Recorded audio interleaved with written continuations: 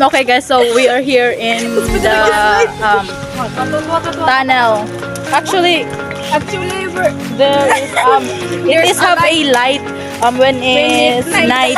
So it is morning. So of course there is no light. It's morning. You know that do you know guys that Tanawan is a home of champion? Okay, so guys, we're here to You're here. Wow. I speak in English. no wrong grammar. So look. Okay, so guys, do you know that behind of this plaza, look at that, it is a church. You can see that it is the church that we also known as Our Lady of Assumption Parish. Yes. Of course. Oh my God. So we will go there later because I think look at that. Young people, young man. Oh my God, it is so very handsome. Now Okay, so we will have a giant Christmas tree. Did you see that? Oh my God, it is so embarrassing, you know, guys. No.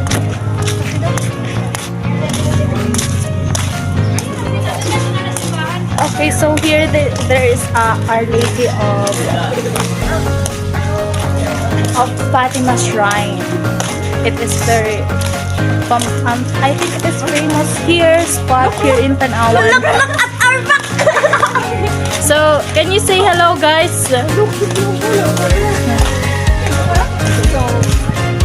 So we were going to the main church of Tanawan Leyte, the Our Lady of Assumption Parish.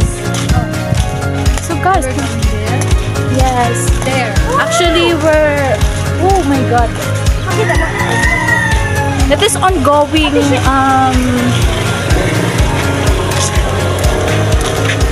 we were here in Likud. I think it is Likud or Buntay. Likod ng bangkang.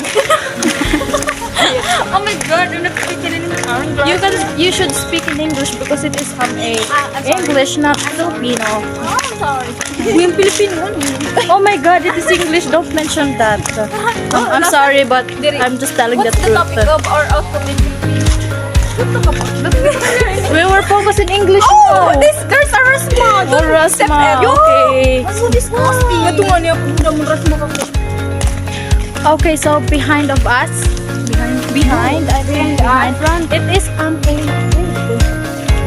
there is a school, Assumption Academy, private school here in Tanawan. Okay, so in front of us, can you see that it is the church now? It's the main church of. Say hi, Taj. Father, say hi. It is the main church of Tanawan. Oh my God, look at that. This is very big and do you know it is ongoing? Oh my God, I think it is. Guys, we were here. So it is very famous here because during a Yolanda, it is not this. Oh, yes. It is not destroyed. 70 It is not undestroyable. Yeah, it is very, It is Okay, so very let me unique. show you that church.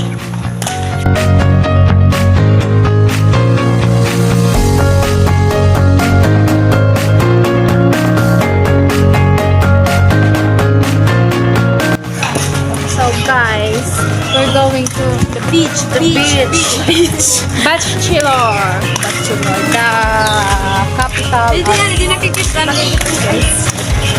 the capital of skateboarding in the Philippines.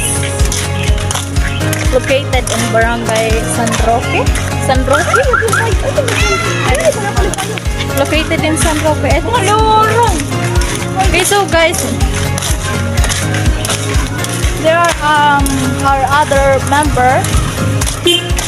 They are very shy when it comes in camera.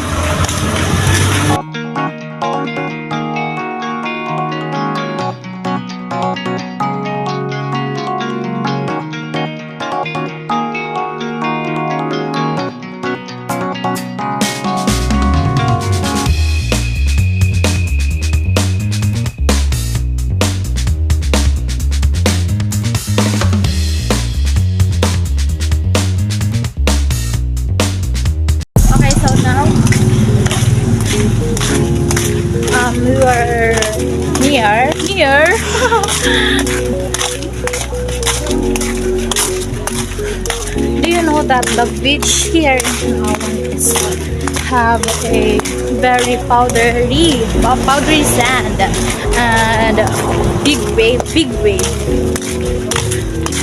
That's why I think it's called. That's why it is also very known as the capital,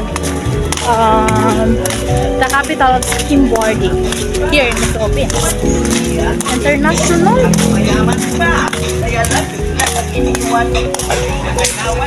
Uy.